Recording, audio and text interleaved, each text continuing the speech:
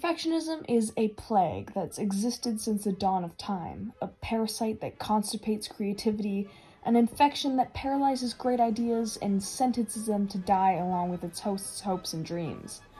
Oftentimes, perfectionism in art is taken the wrong way, mistaken as a good and even admirable thing for an artist, a mark of true passion and dedication to their art. But in reality, it is not a sustainable mindset, especially for an artist, and it just ends up ruining their passion and love for the craft. That was perfect.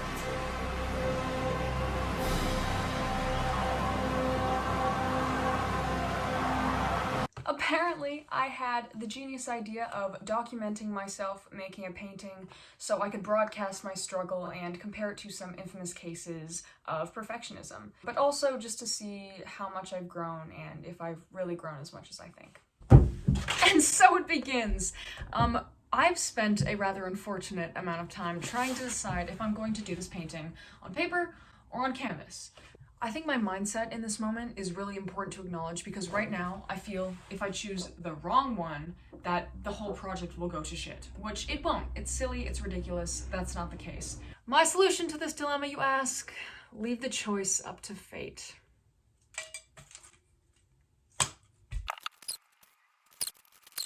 Canvas.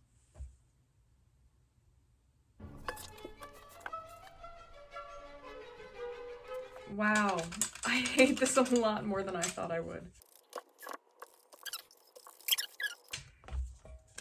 Canvas. I don't want to do canvas. Maybe I'll just do paper. Okay, so paper it is, but we're not out of the woods yet. You see, when I measured this side, it was 35.5 centimeters. Absolutely unacceptable. We are changing that. Wow, really starting off strong here. Also, this is not the actual thing, it's just a practice test that I did. With this test run that I'm doing, which I really should not be doing, but I just wanted to test how the blue pencil would react with the paint and if the paint would be able to cover it. Yeah, no, that's a lie. I was really just avoiding the mortifying task of actually having to choose something to paint and stick with it because I knew that halfway through the process I would find something better and I'd have to start all over again and paint that and it would never get done.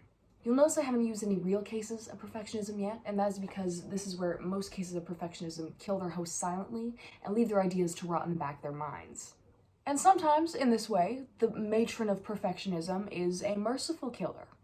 And sometimes she is not.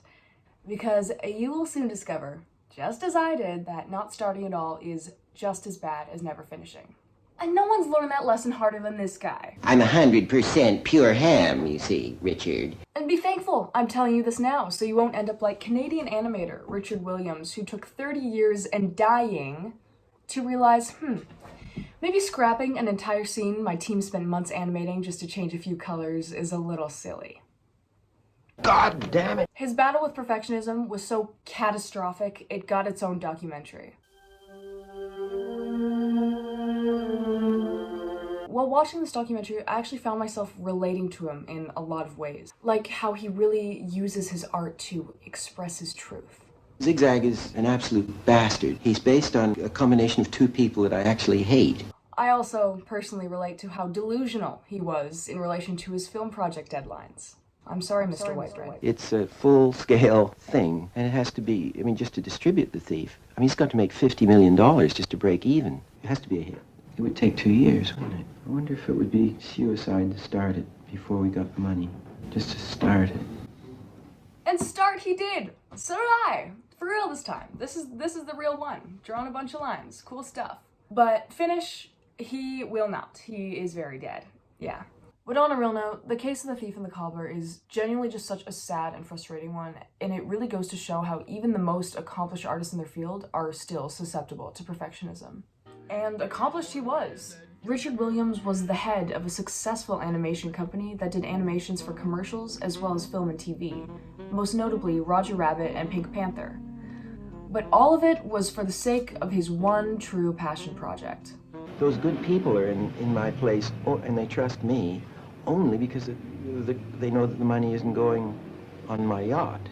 which I don't have and never will, the profits go back into the work, so they trust me. Richard Williams' passion and dedication to animation is absolutely undeniable.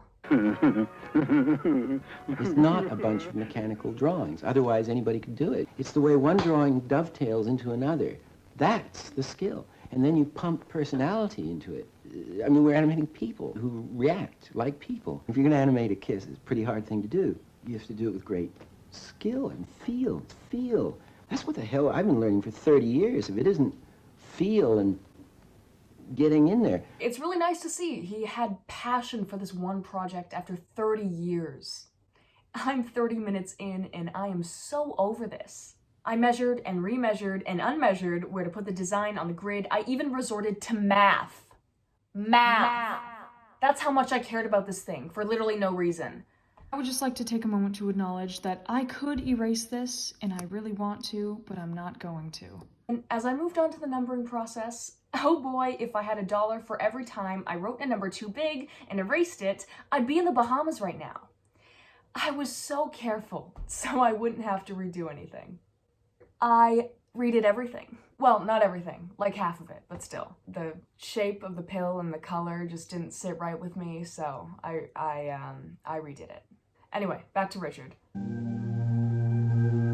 And although The Cobbler and the Thief was never truly finished, the passion and dedication Richard had to the project still got through to a lot of people. Right now, on YouTube, you can watch The Thief and the Cobbler Recobbled Cut, made by fans who went through 30 years of work and spliced together the bits of animated clips, still drawings, music, and storyboards, all as an attempt to make the closest thing to Richard's vision. You have cobbler. Even though it is unfinished, it is still one of the most beautifully animated films out there, with an incredibly unique visual style and animation that is decades ahead of its time.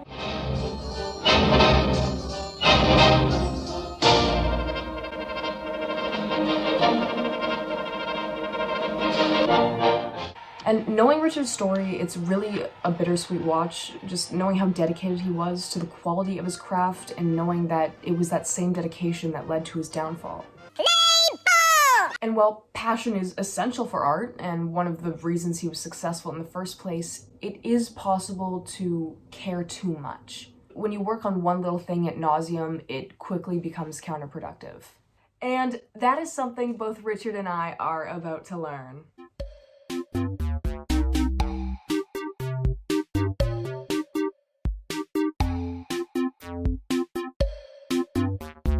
The money to finance The Thief Who Never Gave Up comes largely from work on commercials.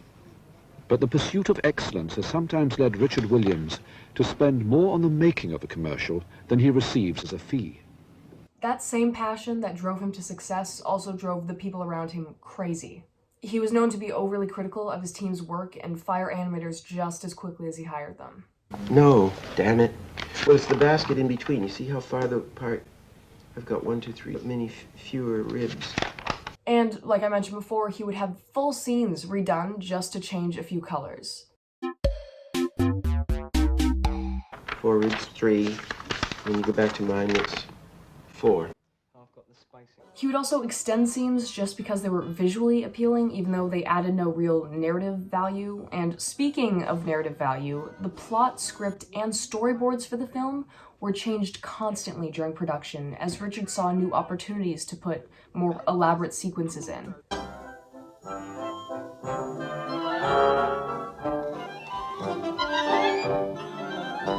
This caused lots of uncertainty about what the final product would actually be and made production run into tons of issues with budgeting and time. How much do you think the last year, or what's been going on in the last year, is due to you just not being around?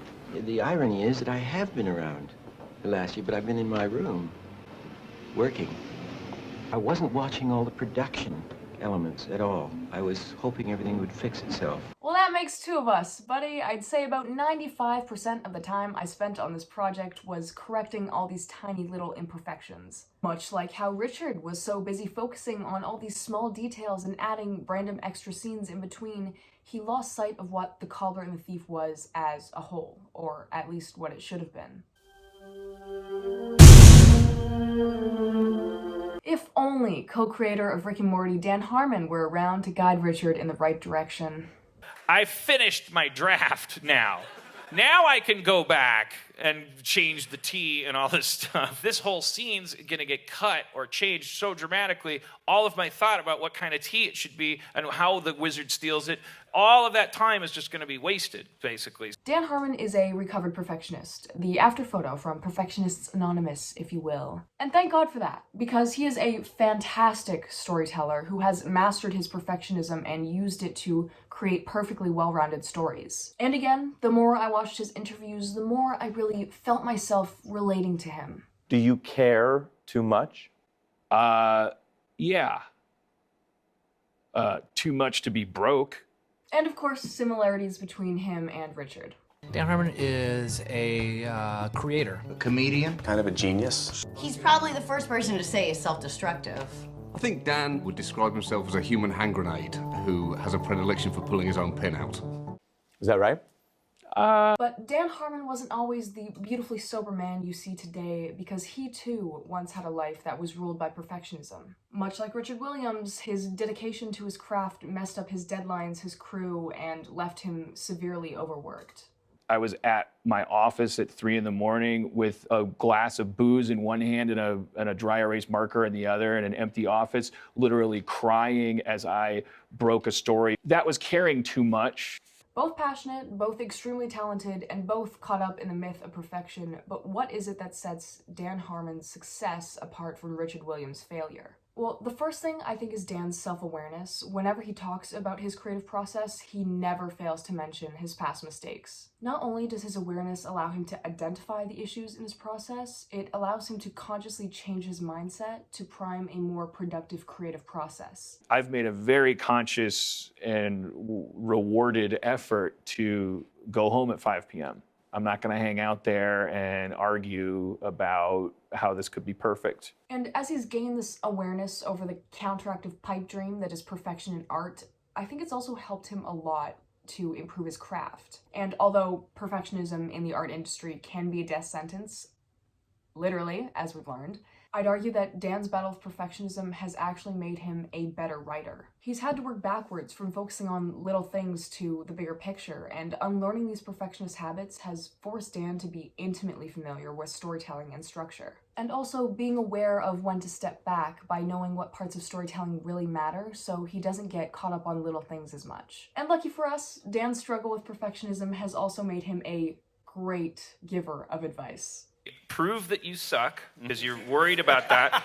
So if you sit and you try to prove that you're good, what will you write? You'll write nothing. If you try to prove that you'll suck, what will you write? You'll write everything. Poopy-doo. I wrote something. I wrote 1,000% more than the guy whose goal was to write something good. His level of awareness is also what I believe to be the second difference between success and failure, which is mindset. I'm so very happy that Richard Williams is not afraid to speak what's on his mind, because there is an abundance of clips of him saying things in a mindset that is just so obviously setting The Thief's production up for failure.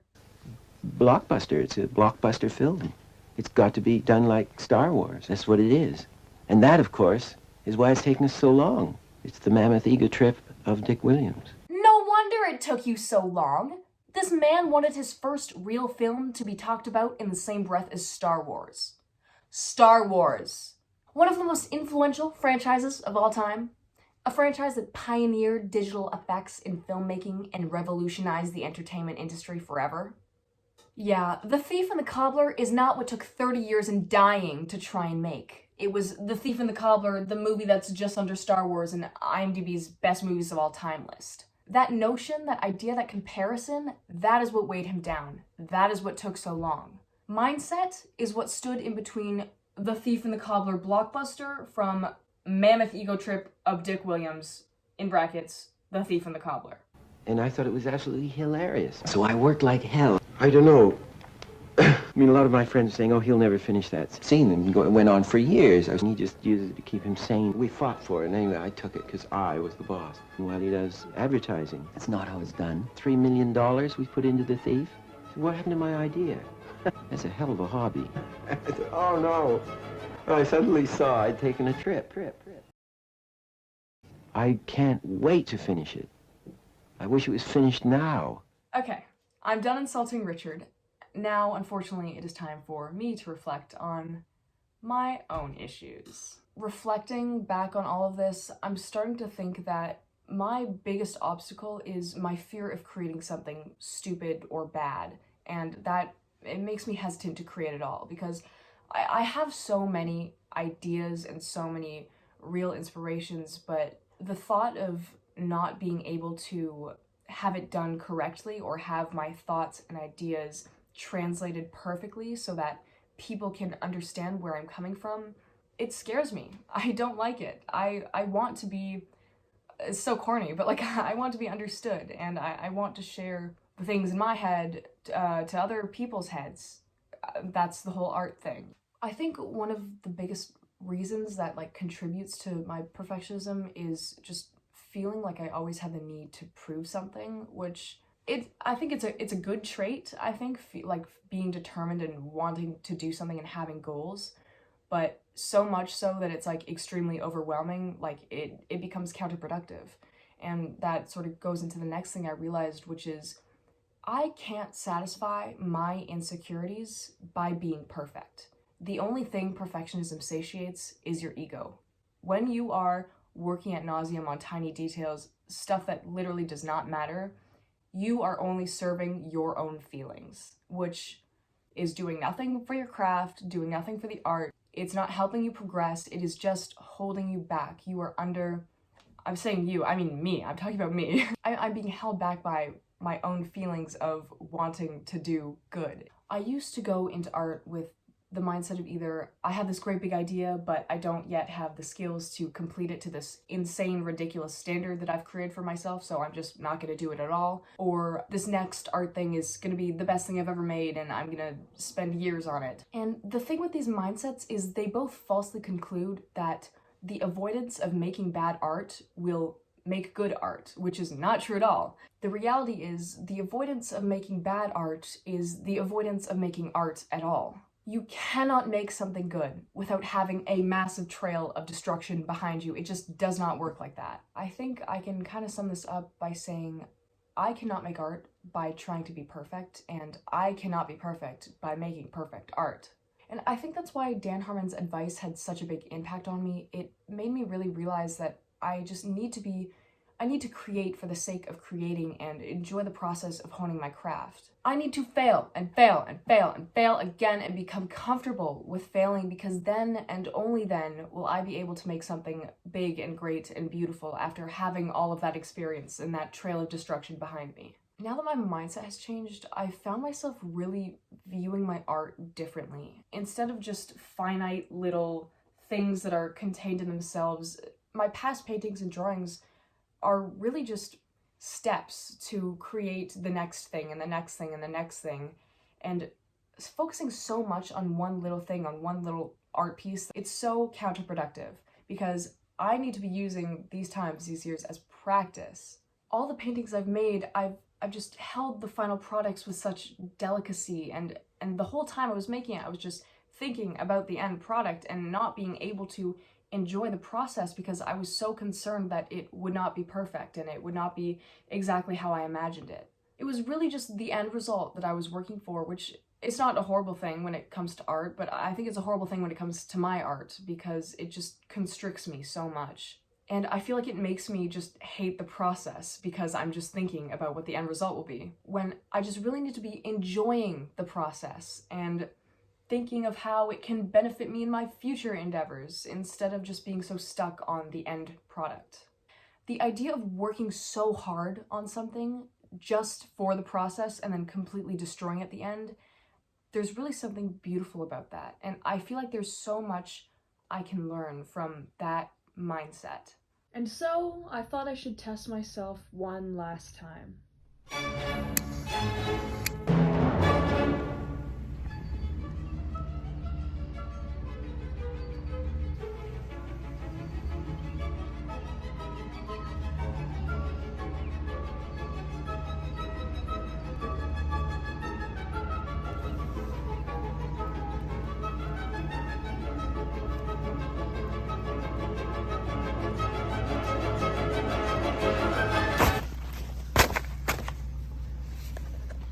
I can't wait to finish it. I wish it was finished now.